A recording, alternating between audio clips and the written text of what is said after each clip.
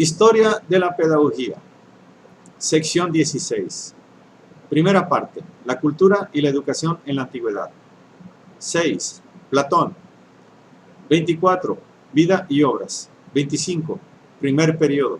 Defensa de Sócrates y polémica contra los sofistas. Esta es una obra de los maestros Abagnano y Bisalbergi. 6. Platón. 24. Vida y obras. Platón nació en Atenas, de familia aristocrática, en el año 428 a.C. Según Aristóteles, en su juventud fue discípulo de Cratilo, secuaz de Heráclito. A la edad de 20 años empezó a frecuentar a Sócrates y se contó entre sus discípulos hasta la muerte del maestro. La muerte de Sócrates fijó para siempre el rumbo de la vida de Platón.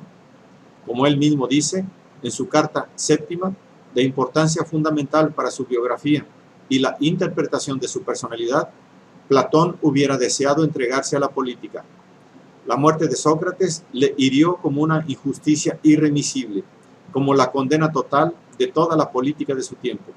De pronto, comprendió que era necesario cambiar de raíz las condiciones de la vida asociada y que esa era precisamente la tarea de la filosofía. Vi, nos dice, que el género humano no podrá liberarse del mal mientras no lleguen al poder los verdaderos filósofos o los regentes del Estado, no se conviertan por voluntad divina en auténticos filósofos. Desde entonces, la filosofía se le presentó como la única senda posible del hombre y la comunidad hacia la justicia.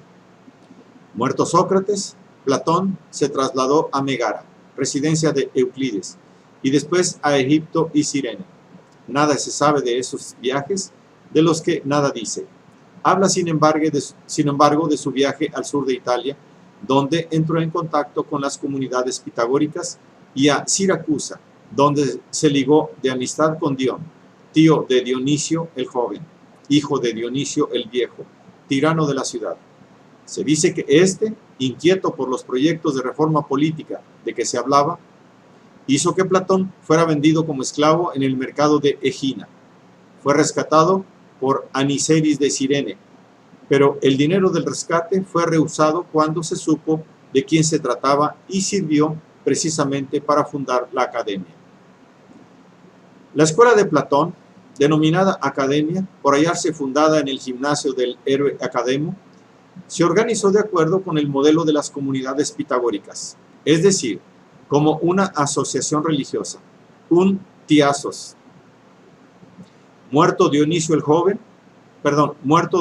viejo, Platón fue llamado a la corte de Siracusa por Dion para que, incorporándose a la corte del nuevo tirano, Dionisio el joven, aconsejara sobre la reforma del Estado que Dion soñaba de acuerdo con el ideal platónico.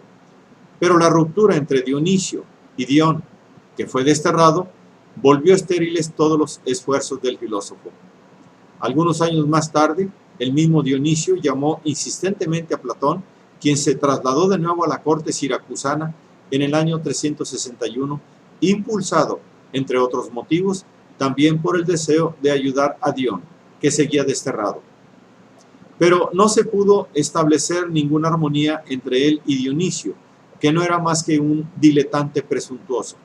Platón, después de haber sido detenido por el tirano un cierto tiempo, casi como un prisionero, dejó Siracusa y volvió a Atenas, donde pasó el resto de sus días, dedicado exclusivamente a la enseñanza, hasta su muerte acaecida el año 347 a.C., a los 81 años de su edad.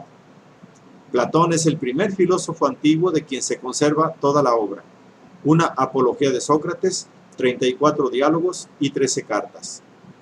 Es de advertir que algunos de los diálogos que se le atribuyen se consideran como indudablemente apócrifos. Sobre otros se abrigan dudas. Las cartas que hasta hace poco tiempo se consideraban falsas, hoy se aceptan universalmente como auténticas. Es más, la carta 7 se considera como un documento importante para la vida y el pensamiento del filósofo. Para determinar la sucesión cronológica de los escritos, se utilizan las remisiones contenidas en los diálogos mismos. En efecto, en ciertos diálogos, Se recuerdan otros que evidentemente los preceden. También se utiliza la crítica estilística, gracias a la cual se ha podido determinar con seguridad el último grupo de diálogos: Parménides, Teeteto, sofista, político, Timeo, Filebo y Leyes. E incluso la forma del diálogo, que puede ser narrativa o dramática. El contenido mismo de los diálogos suministra otras indicaciones fundamentales. De tal forma es posible determinar 3 periodos de la actividad literaria de Platón. Primer periodo: Apología. Gritón, Ión, Laques, Lises, Cármides, Eutifrón, Eutidemo, Hipias Menor, Cratilo, Hipias Mayor, Menexeno, Gorgias, República I, Protágoras. Segundo periodo: Obras de la madurez. Menón, Fedón, Simposio, República 2 al 10, Fedro. Tercer periodo: Obras de la vejez. Parménides, Teeteto, sofista, político, Filebo, Timeo, Critias, Leyes. Al último periodo pertenecen asimismo las cartas 7 y 8, que se han revelado posteriores a la muerte de Dion y por tanto al año 353 a.C. 25. Primer periodo: Defensa de Sócrates y polémica contra los sofistas. Los 2 primeros periodos de la actividad filosófica de Platón están dedicados a ilustrar y defender la enseñanza de Sócrates y a la polémica contra los sofistas.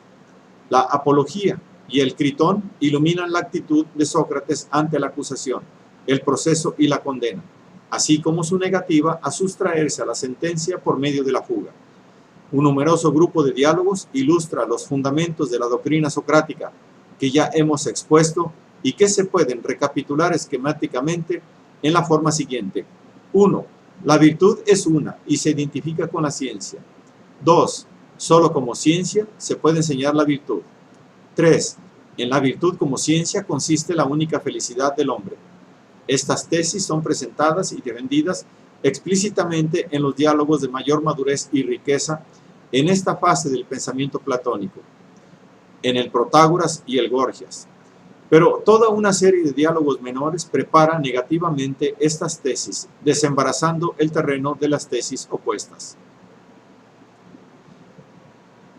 El método que Platón sigue de preferencia en estos diálogos menores es el dialéctico, es decir, se admite en cuanto a hipótesis la tesis opuesta a la de Sócrates y se demuestra que no conduce a nada o a consecuencias absurdas, con lo cual queda confutada. La tesis fundamental de Sócrates, que la virtud es ciencia, supone evidentemente que la virtud es una, la ciencia, o sea, que no hay muchas virtudes, cada una distinta de la otra, capaces de ser definidas por separado. Algunos diálogos demuestran precisamente la imposibilidad de que existan virtudes diversas, independientemente las unas de las otras, demostrando cómo en realidad no se las puede definir. Por ejemplo, si la santidad, la valentía y la sabiduría fuesen virtudes diversas entre sí y diversas de la ciencia, debería ser posible definir cada una por separado, sin relación alguna con las otras. Pero 3 diálogos del grupo citado, Eutifrón, Laques y Cármides, prueban que ni la santidad, ni la valentía, ni la sabiduría se pueden definir de este modo, y que si nos obstinamos en considerar cada una de esas virtudes por sí misma, aisladamente de la ciencia, no se puede decir nada acerca de su naturaleza. Por consiguiente, los citados diálogos sugieren que la virtud no es múltiple, sino una, y se reduce a la ciencia. Por otra parte, si la virtud es una, uno debe ser el ideal, o, por mejor decirlo, el valor que la virtud tiende a realizar. Por el contrario, si las virtudes fueran distintas, cada una de ellas tendería a realizar un ideal o valor diverso. Por ejemplo, una tendería a realizar el bien, otra lo útil, otra lo santo, etc. Otro grupo de diálogos, Hipias Mayor, Lisis, prueba cómo lo bello, lo útil, lo conveniente, etc., no se pueden definir por separado y que, por tanto, en último análisis, no existen en cuanto a valores independientes y diversos. Sócrates sugiere aquí que el único valor que abarca y resume en sí todos los demás es el bien, que es único como es única la virtud, o sea, la actividad humana que debe realizarlo. También aquí la tesis socrática se sugiere negativamente y solo a través de la confutación de la tesis adversaria.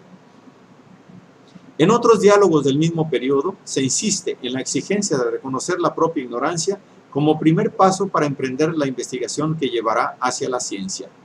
El Ion quiere demostrar que los poetas que tratan los argumentos más disímiles no saben verdaderamente nada de las cosas de que hablan o solo son los instrumentos pasivos de la inspiración divina. El Hipias menor muestra, por un proceso inverso, la identidad entre virtud y ciencia, demostrando que si no fuera así, el hombre que hace el mal voluntariamente sería superior a quien lo hace sin querer. En efecto, el primero, para querer el mal, debe conocerlo, y para conocerlo debe saber distinguirlo del bien. Por tanto, debe conocer el bien, circunstancia que establece su superioridad con respecto a quien hace el mal sin querer, es decir, sin ser capaz de distinguirlo del bien. Ahora bien, esto es absurdo. Por tanto, el diálogo tiende a sugerir que un hombre que conozca el bien y haga el mal no existe ni existirá jamás. El mal es siempre ignorancia, como la virtud es ciencia. La ilustración y la defensa positiva de las tesis socráticas se hacen en los dos principales diálogos platónicos de este primer periodo, el Protágoras y el Gorgias. El Protágoras afirma sin ambajes, en polémica con los sofistas, la tesis de la unidad de la virtud y su reducción al saber que los diálogos precedentes sugerían indirectamente. La virtud de que Protágoras se proclama maestro, simple conjunto de habilidades adquiridas accidentalmente por experiencia, no se pueden enseñar y, en efecto, nunca ha sido posible transmitirla de un hombre al otro. Solo puede enseñarse la virtud que es ciencia y en cuanto tal, por su propio carácter, universal y común a todos. El Protágoras ataca en su base misma la enseñanza sofística demostrando su imposibilidad. El Gorgias ilustra y defiende la otra tesis socrática fundamental, que solo en la virtud, como ciencia, consiste la dicha. Contra los jóvenes sofistas de la escuela de Gorgias, que fundaban la justicia en el derecho del más fuerte, que hace siempre lo que se le antoja y no se preocupa por los demás, Platón demuestra que la injusticia es como una enfermedad del alma humana, la afea y la llena de insatisfacción, y por lo mismo la vuelve infeliz. La justicia es el orden y la mesura que se debe imponer a los impulsos y deseos humanos. Es la ciencia de este orden o la virtud de esta mesura. Por tanto, no puede haber una técnica de la persuasión, tal como la entendían los sofistas, o sea, un arte de persuadir independientemente del bien o del mal, de la verdad o la falsedad de las tesis que se sostienen. El verdadero arte de la persuasión, la verdadera retórica, es únicamente aquella que guía al hombre hacia la ciencia del bien en que consiste la virtud. De esta forma, el Gorgias es también una crítica radical de la más original creación sofística, la retórica o arte de la persuasión. Pero la crítica de Platón arremete también contra los otros aspectos de la actividad de los sofistas, la erística y el verbalismo. La erística es el arte de confutar todo lo que dice el adversario, sin importar si es verdadero o falso. Platón traza una caricatura de este arte en el diálogo Eutidemo. El verbalismo es la tendencia sofística a considerar que la palabra expresa, en todos los casos, la naturaleza de la realidad, y por tanto a reducir el pensamiento al lenguaje. Si bien Platón considera que las palabras no son simples signos convencionales de las cosas, sino que en cierto grado expresan la naturaleza de ellas, no admite, sin embargo, que se reduzca el pensamiento al lenguaje, sino que reconoce al pensamiento la función de medir el valor de las palabras y gobernar su empleo. Cratilo.